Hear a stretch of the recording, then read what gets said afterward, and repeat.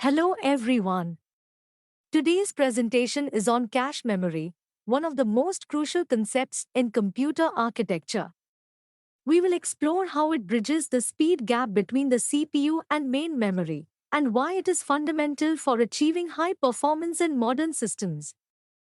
Memory systems can be classified by their location, capacity, and unit of transfer.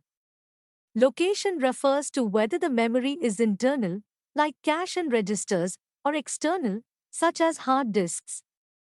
Capacity is typically measured in bytes, and unit of transfer refers to how data is moved. Internally, it's usually the width of the data bus. Access methods determine how the CPU interacts with memory.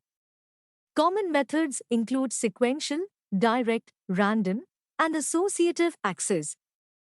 Cache memory generally uses associative or set associative methods for fast data retrieval. Performance is directly tied to memory capacity and access speed.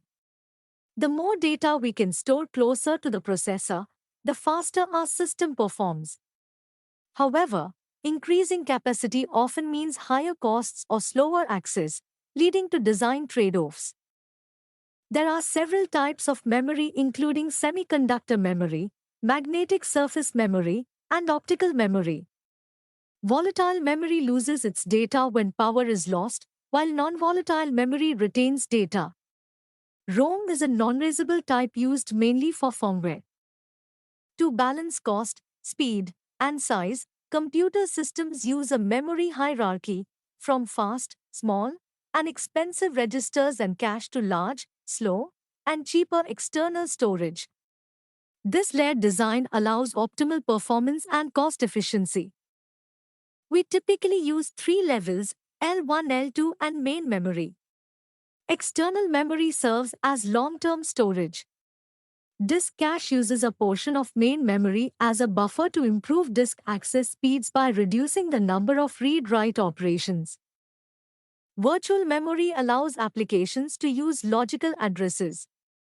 The MMU, Memory Management Unit, translates virtual addresses to physical ones, enabling efficient memory utilization and protection. Because cache is smaller than main memory, we need a way to map memory blocks to cache lines. The three common methods are direct mapping, associative mapping, and set associative mapping. In direct mapping, each block maps to exactly one line in the cache. It's simple and fast but suffers from collision problems. The address is split into tag and index parts to identify cache lines. To improve direct mapped cache, a small fully associative victim cache can store recently evicted blocks. This reduces conflict misses and is located between the L1 cache and the next memory level. In associative mapping, a block can be placed in any cache line. This offers greater flexibility and reduces collisions, but it's slower and more expensive to implement since the whole cache must be searched. This method strikes a balance. The cache is divided into sets, and each set has multiple lines. A block maps to a specific set and can occupy any line within it. For example, two-way set associative means two lines per set. Here, address division becomes a bit more complex.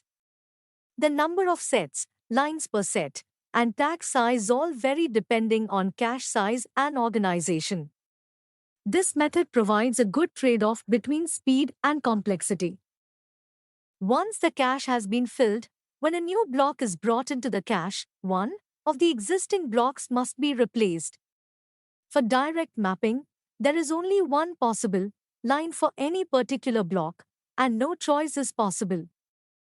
Three common strategies are LRU, least recently used, replaces the block not accessed for the longest time; FIFO, first in first out, replaces the oldest block; LFU, least frequently used, replaces the least accessed block. Each has trade-offs between complexity and performance. Write policy determines how data written to the cache is updated in main memory. We have two main strategies, write through and write back, each with different implications for performance and complexity. In write-through, every write updates both the cache and main memory. It's simple but causes more memory traffic. In write-back, writes update only the cache, and the memory is updated only when the cache block is replaced. This reduces traffic but adds complexity. Line size refers to the amount of data transferred between cache and memory. Larger lines improve spatial locality but can increase miss penalty if unused data is transferred. The choice of line size is a critical design parameter. With advances in chip density, CPUs now have multiple cache levels. L1 is on-chip and very fast, while L2 and L3 are larger and may be off-chip. Multi-level caches reduce access time and bus usage, improving overall performance. Once the cache has been filled, when a new block is brought into the cache, one of the existing blocks must be replaced. For direct mapping, there is only one possible line for any particular block, and no choice is possible. To conclude, we've covered memory system characteristics, the concept and role of cache memory, mapping and replacement strategies, write policies and multi-level cache design. Understanding cache memory is key to designing efficient computing systems.